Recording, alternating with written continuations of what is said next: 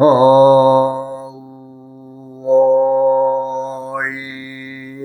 흠 우야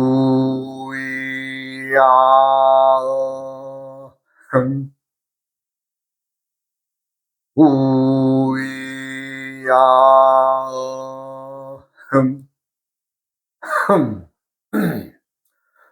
이번 시간에는 암수육자법의 이제 마지막 뒷부분에 이제 내가 조금 부록처럼 쓴 글 중에 행복한 삶을 누리려면이라는 제목으로 내가 이제 그 몇 편의 글을 쓴 게 있어요. 그 중에 이제 행복을 한 삶을 누리려면 어떻게 해야 되느냐에 대해서 말씀을 드리고자 합니다. 첫째, 사람의 그 마음은 첫째 조건은 마음이 주인이다. 마음이.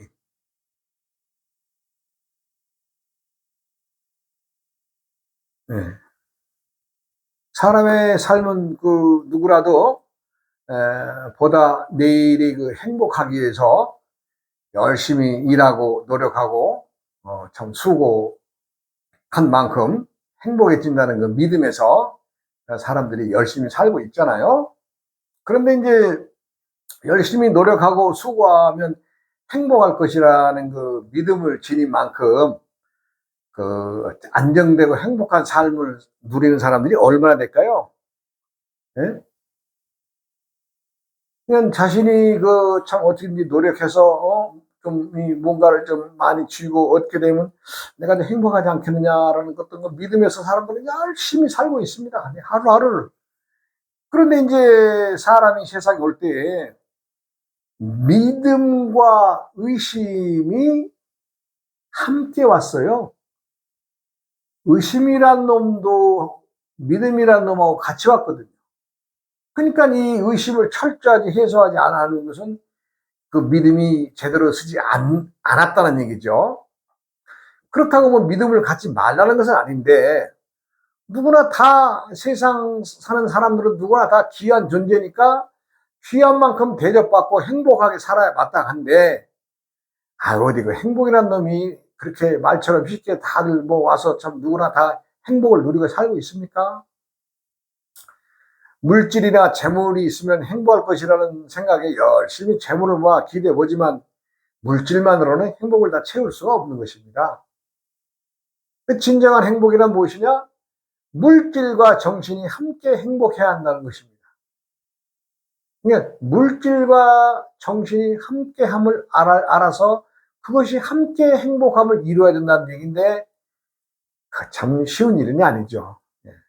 그런데 우리가 일상을 살아가면서 행복하다, 뭐 불행하다, 참 좋다, 나쁘다, 뭐 깨끗하다, 더럽다 등등의 그 있다, 없다, 뭐 참 높다, 낮다, 넓다, 좁다, 뭐 이런 것들을 호불호를 달고 사는데 그러한 모든 것들을 그렇게 생각하여 결정짓는 것이 누구냐 봤더니 마음이란 놈이에요. 마음이란 놈. 마음이란 놈. 이 마음인 그래서 내가 이 마음이 주인이라고 하잖아요. 마음이 주인이라고. 오늘까지도 좋던 것이 또 시간이 흐르면은 어떻게 안 좋을 때도 있고 어제 뭐 맛있게 먹었던 그 음식도 또 떼지나서 오늘 먹어보니까 별로 맛이 없고 이런 게 많잖아요. 그것을 누가 주관하느냐 누가 이 마음이라는 놈, 마음이라는 놈, 마음이라는 놈. 그런데 이 마음이라는 놈이 그 참 묘한 놈이라서 우리의 그 말하자면 그 사람의 주인 노릇을 하고 있는데 이놈이 주소가 없어요. 주소가 말하자면 그 우리 몸의 그 각각의 장기들 뭐 간이나 심장이나 뭐 소장이나 폐나 대장이나 뭐 위장이나 뭐 신장이나 방광이나 이런 것들은 다 자리가 있어요. 거기 서로 각각에 다 붙어 있어요. 이 내장 속에. 그런데 마음이란 놈은 어디에도 마음이 어디에 있다라고 알 수가 없어요. 왜? 이놈은 주소가 없는 놈이니까. 근데 주소가 없으면서도 사람을 주관하고 세상을 주관한다고 봐야죠. 왜? 각자의 사람들이 마음이라는 놈이 주소 없는 걸 때문에 뭐 나만 없어? 너도 없지? 그럼 뭐 나만 너만 없어? 아니지, 우리 모두가 없지? 그럼 세계인들 모두가 다 주소 없는 마음이라는 놈한테 이끌려서 세상은 돌아가고 있다, 이런 얘기입니다. 그러니까 이것은 이제 말하자면 그 때때에 그 생기는 마음. 그러니까 나는 이제 우리가 여기서는 응무소주 왜 이렇게 써지냐?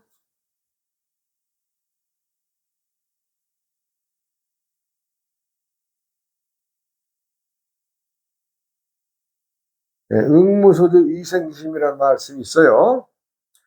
응무, 내가 이건 응한 바가 없어, 응무. 근데 그 자리에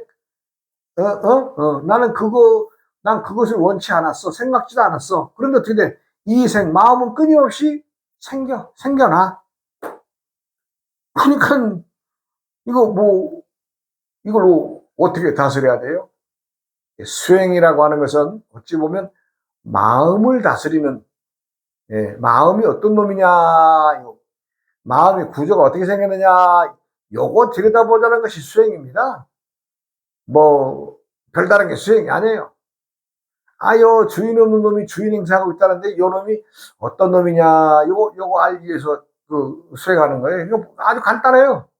간단한데 사람들은 어떻게 그것이 쉽게 마음이라는 놈을 주초를 안 해낼 수가 있나요?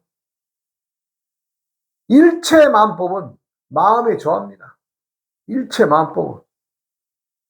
그러니까 내가 거기에 응하려고 하는 마음이 없었는데, 아니, 그놈이 생겨나, 마음이. 우리의 마음이 얼마나 빨리 변하는지 아세요? 내가 이 자리에서, 대전을 한번 갔다 와야지. 그러면 대전을 한 바퀴 다 휘둘러 보는데 시간 얼마 걸리지도 않아요. 또 거기서 부산으로 가죠. 부산에 가서 또 배 타고 또 제주도로 가죠. 제주도 갔다 비행기 타고 서울광으로 가죠. 이 금방 사이에 내가 전국을 다 위아래로 다 휘젓고 다니잖아요. 이러한 것들이 어떠한 생각, 어떠한 마음의 작용, 이런 것들이 편하게 나를 다스려주면 좋은데, 왜 행복이라는 놈을 제대로 찾을 수가 없느냐? 그것은 사람들이 욕심을 내기 때문에 그렇습니다. 욕심. 우리가 이제, 욕심. 이 시도 때도 없이 일어나는 이놈을 내가 여기에 이제 참 욕심을 붙여서 이것저것 생각을 하면 이제 세상살이가 복잡해지죠.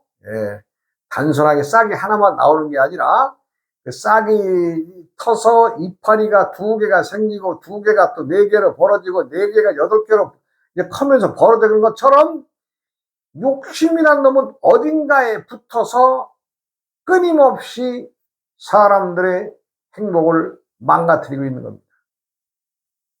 그렇다고 해서 뭐 생각을 하지 말라고 하는 것이 아니라, 생각이라는 놈이 그래요. 마음이라는 놈이 또 봤더니 시가 없어요, 시가. 내가 이렇게 해야 되겠다라고, 우리가 이제 뭐 배추를 심는다, 고구마를 심는다, 고추를 심는다. 그 씨가 있어서 그 자라는 거 심잖아요. 근데 이 마음이라는 놈의 씨가 없어서 언제 어디로 튈 줄 몰라. 내가 아까 얘기했잖아요. 대전으로 갔다가 부산으로 갔다가 아니면 또 광주로 갔다가, 광주에서 저 대구로 갔다가 지그작으로 돌아다니는데 시간 많이 걸리지 않습니다. 이와 마찬가지로 행복을 위해서, 행복하기 위해서는 무엇을 해야 되느냐? 마음에 씨가 없다는 걸 알아야 됩니다. 본인이 아무리 노력하고 아무리 열심히 살아도 마음이란 놈에서 부정을 하고, 마음이라는 놈에서 또 엉뚱한 발상을 해서 엉뚱한 일을 만들고 욕심을 해서 이리 뛰고 저리 뛴다면 사람들은 말로만 행복이지 행복을 느낄 수가 없습니다. 그러니까 마음이라는 게 정리를 하자면, 마음이란 놈을 잡아야 되는데 마음이란 놈이 욕심을 타고 온다. 그럴 때는 어떻게 해야 되느냐? 내가 조용히 내려놔야 됩니다. 조용히 내려놓고 아무것도 없는 무아무심의 마음으로 돌아가야 돼요. 무아무심. 무아무심이란 무엇이냐? 나도 없고 내 마음도 없는 자리. 그 자리로 돌아가야 됩니다. 그렇게 하면 마음이란 놈이 안정이 될 것이고 욕심이란 놈도 사라지게 되겠죠. 세상의 이치는 모든 것은 내가 만들어 갑니다. 누가 만들어 주는 것이 아니라 내가 오늘의 이까지의 내가 만드는 거예요. 내가 왜 이렇게 살아야 돼? 내가 만드는 거예요. 누가 만들어 준 거 아니에요. 그래서 무슨 원인을 찾기 위해서는, 즉 내가 행복을 찾기 위해서는 모든 일은 나로 인해서 파생되고 나로 인해서 만들어진 일이기 때문에 철저하게 나를 분석하고 내려놔야 된다. 그럼 나를 분석하고 내려놨더니 무엇이냐? 마음이란 놈이 본 바닥이 없더라 하는 것을 알게 됩니다. 본 바탕이 그냥 씨가 없고 씨도 없고. 그러나 어떻게 돼요? 어떤 마음이 한번 들고 일어나면 나를 괴롭히죠. 아니 한 예를 들어서 당나라에 가다가 의상스님과 원효스님이 당나라에 가다가 저녁 때 해걸음에 비를 만나가지고 어느 운막으로 들어가잖아요. 운막에 들어가서 봤더니 이제 예전에는 동네마다 이제 사람이 돌아가시면 시신을 갖다 이렇게 이제 며칠 이렇게 안장해 놨다가 이제 묻는 풍습이 있으니까 아니 그런 말하자면 이제 막인데 거기 들어가서 무조건 피곤하니까 그냥 잠을 자지요. 저녁에 달빛이 뚜렷해서 보니까 물이 번쩍 반사돼서 보는 거 보고 원효 스님이 이제 그 물을 마시고 와서 이제 또 잠을 자죠. 그런데 그 다음날 늙음하게 이제 참 잘 자고 나서 기지개를 쫙 펴고 이렇게 쓱 보니까 어제 먹었던 물이 해골바가지에 담긴 물이었어요. 그러니까 얼마나 괴롭겠어요, 마음이. 그래서 거기서 이제 참 오전부터 점심때를 지나서 오후까지 꽥꽥거리고 막 뒹굴고 난리를 치진 거죠, 이제. 근데 한순간에 깨닫죠. 이 마음이란 놈이. 그래서 이제 거기서 한 말씀 하시죠. 심생증 종종법생하고 심멸즉 총루불이다. 이런 말을 합니다. 즉, 심생즉 마음이 일어나서 생하니 종종법생 온갖 것들이 다 들고 일어나. 그런데 심멸, 내 마음을 딱 잡아서 딱 내리 꺾어놓으니까 총루불이다. 촛불과 촛농이 하나이더라. 이런 얘기입니다. 이것은 무슨 얘기냐면 내가 무엇을 생각할 때 끊임없이 마음을 일으키면 끊임없이 일어납니다. 좋은 일, 나쁜 일, 굳은 일, 어떤 것들을 다 일어나죠. 근데 이거 아니구나. 나 좀 쉬어. 나 생각도 안 하고 좀 정리 좀 해야 되겠어 하고 딱 마음을 딱 접고 내려놓으면 세상은 조용하죠. 왜? 마음이란 놈이 날뛰지 않으니까. 첫째, 사람이 행복하려면은 뭐예요? 물질도 아니고 정신도 아니고 마음이란 놈부터 먼저 다스려야 된다. 그래야 행복의 문에 들어갈 수가 있다는 것을 말씀드립니다. 오늘은 이제 때를 아는 자가 준거리다. 이런 제목이죠. 때를 아는 자가 참 영웅이다. 준거리다. 때를 아는 자가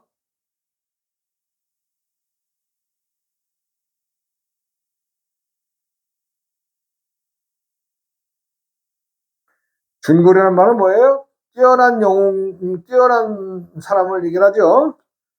근데 제갈량이 얘기인데, 제갈량이 이제 말하면 어찌 보면 정치가이고 군사 아주 말하자면 병법가죠. 부모를 일찍 잃어서 숙부 밑에서 큽니다. 제갈공명이. 그러면서 이제 그가 이제 재능이 뛰어나고 큰 뜻을 품었기 때문에 말하자면 이제 그 주위에 친구들이 많죠. 친구들이 모여서 참 젊어서 이제 참 20대 전후에서 그 친구들을 많이 사귀면 그 친구들과 함께 교류를 나누고 서로가 인물평을 합니다. 야, 너는 어떻게 했느냐, 너는 어떻게 했냐, 뭐 이렇게 서로 얘기를 하면서 이제 말하자면 이제 그 관리직, 공무원, 지금으로 하자면, 야, 너는 그 공무원 정도가 어울려. 야, 너는 그 군사학이나 이 병법에 능하니까 너는 말하자면 그 지금으로 말하면 그 국방부 장관쯤 될 거야. 뭐 서로 이제 친구들끼리니까 이런 얘기를 했겠죠. 그래서 이제 그 중에서 이제 중거리는 무엇이냐 했더니 이제 봉룡과 봉추를 얘기를 하는데, 봉룡은 제갈공명이고 봉추는 방통을 말합니다. 둘 다 이제 그 유비의 문화에서 이제 들어와서 나중에는 큰 공을 세우는 사람들인데, 이제 당시 이제 유비는 말하자면 그 임무를 얻기 위해서 그 제갈공명에게 삼고초려를 했다는 고사가 있죠. 삼고초려.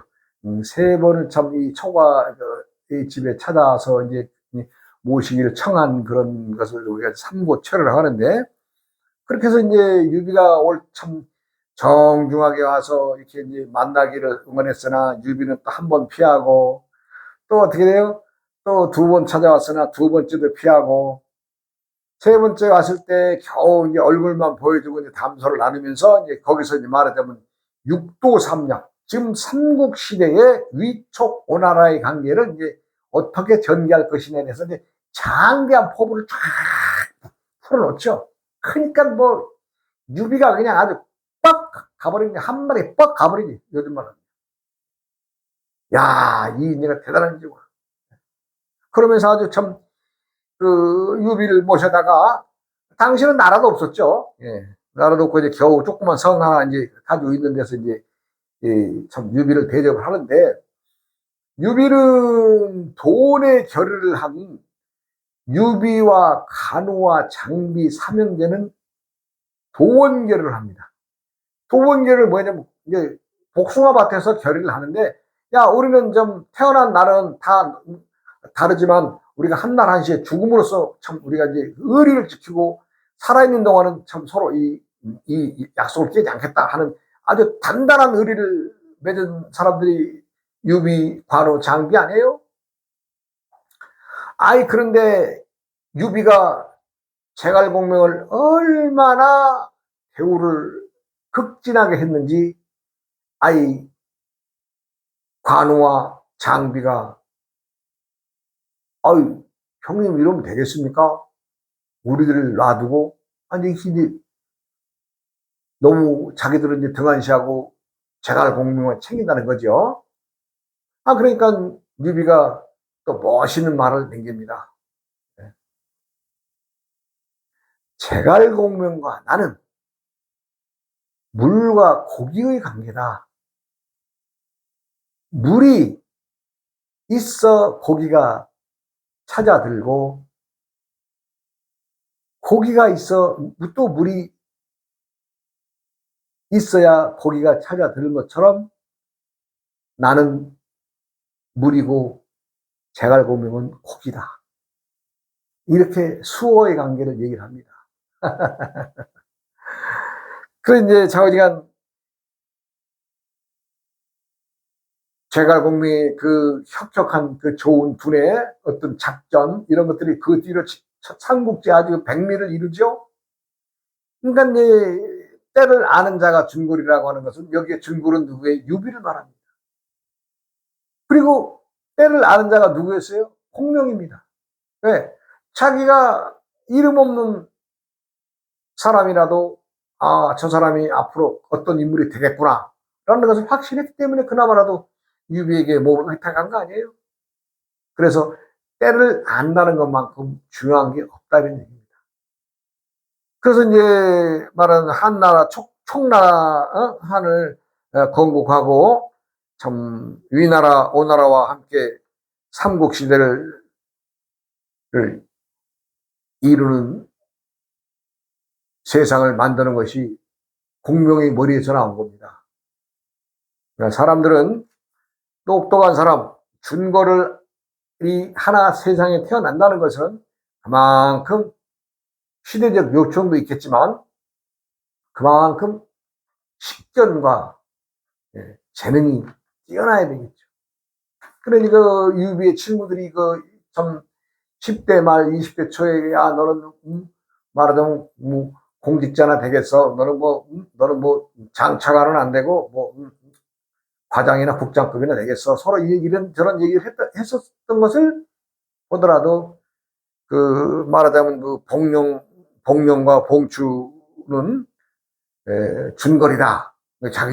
친구들이 그랬거든요. 제갈공명하고 봉추는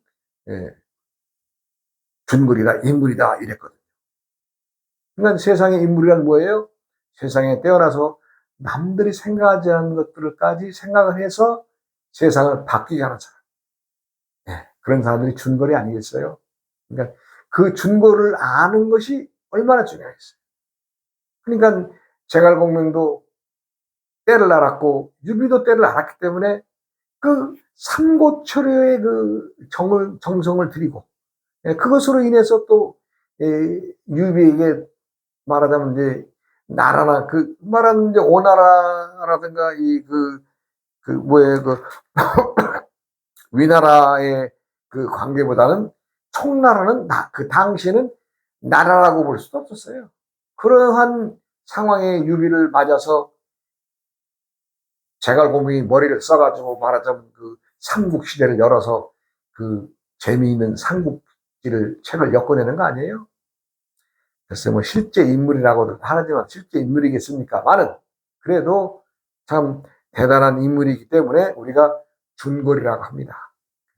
준거리 세상에 나오는 것은 뭐예요? 때를 아는 자만이 찾아오게 돼요. 아니까.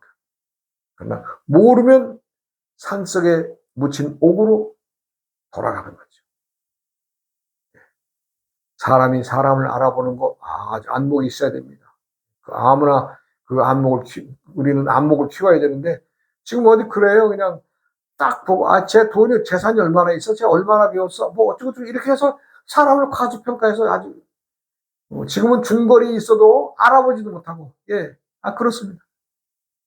도의에 대한 도의 공부를 하시는 많은 분들 참 안타깝게 도를 접한다고는 하나 도를 득도하신 분들이 얼마나 되는가 좀 걱정스러운 세상입니다.